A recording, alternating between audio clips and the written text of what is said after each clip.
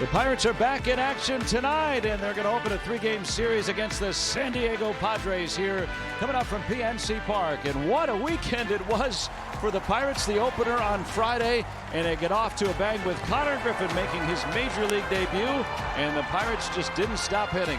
They raised the cone, or hoisted, if you will, for 3 straight victories, and now find themselves winners of 5 in a row, the longest winning streak going in baseball right now. They've gotten off to a good start this season, and they'll try to keep it going against San Diego tonight. And we welcome you into the booth. Joe Block and Bob Walk with you. Hannah Mears down on the field, and for the Pirates, 5 wins in a row, try to keep it going. And really, a lot of that has to do with an improved offense that we see the Pirates showing so far this season. Yeah, that was really all the talk toward the end of last year, and of course over the offseason. You know, what are we going to do to score more runs? We got the great pitching. We just need to support it in some way. And, you know, it's early here in April, but you look at the numbers, and right now they're pretty darn good. 5 runs a game with our pitching, I'll take that every time.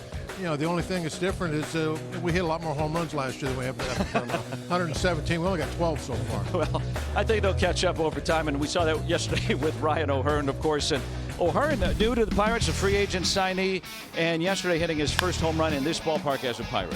Putting him in that lineup, it really lengthens the lineup. You know, it gives another guy that you know can kind of carry it really for a week or so, maybe a homestand.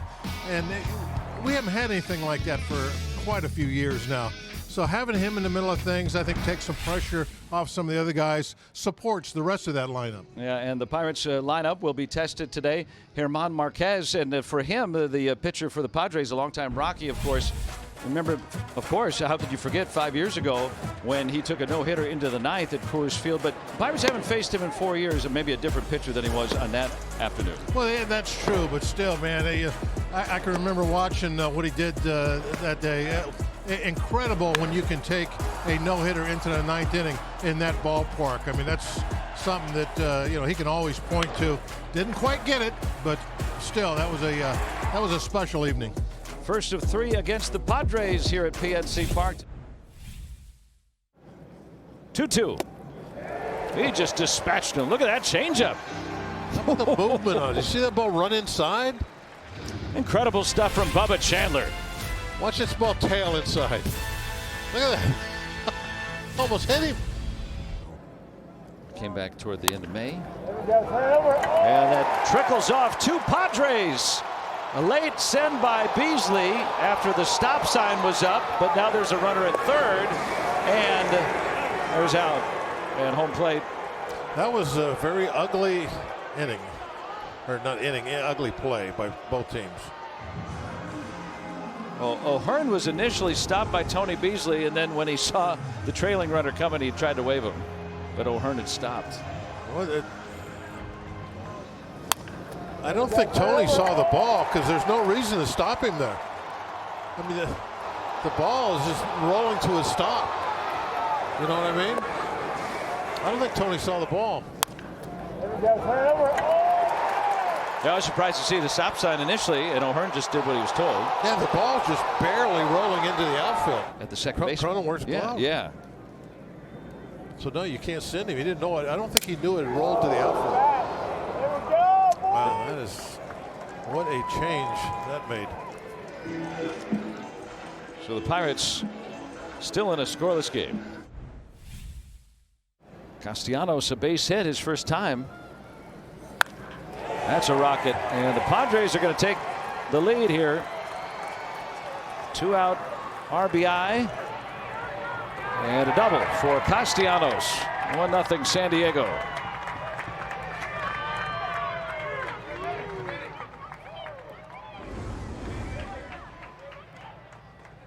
Just hung that slider above the belt, middle of the plate.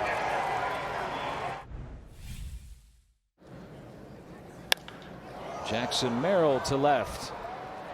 Reynolds backing up on this ball and misplays it, and it's going to go as an automatic double.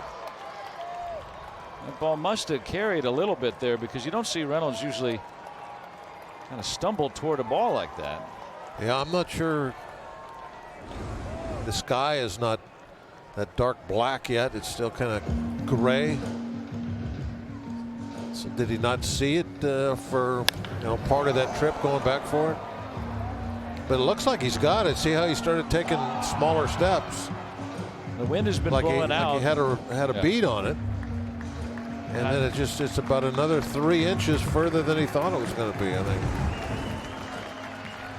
Good runner. And off of Ramirez's glove, Tatis had held up and would not have scored. That's just a ground ball back to the pitcher. Nobody's going to move up at all. There's your second out.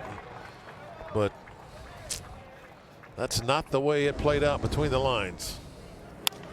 And Tatis smartly held up there. Well, yeah, it's just a one hop right back to the pitcher. You can't run on that. Yeah, anywhere but the pitcher. Well, you can, but you're going to be out. It's usually what they say, right? Anywhere but the pitcher. Coined a breaking ball of that type of sweeper. As pokes his bat out, base hit for Fermin. He's going to stretch that into a double.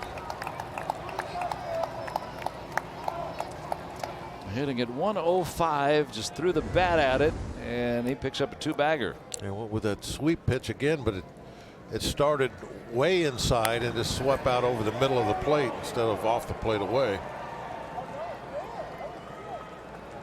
Down 3 in the 6th. Well, Cronenworth proving me wrong. He's going to drive in Fermin easily. Hey, he almost came within maybe 5 feet of hitting that one out of here.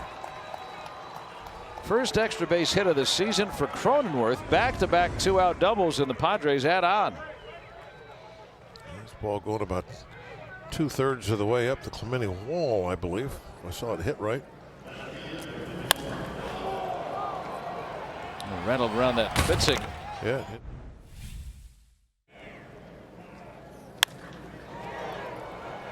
Might stay fair down the line. Barely. Yes, it did. Get it in. Get it in. There'll be another run for San Diego on the double by Laureano.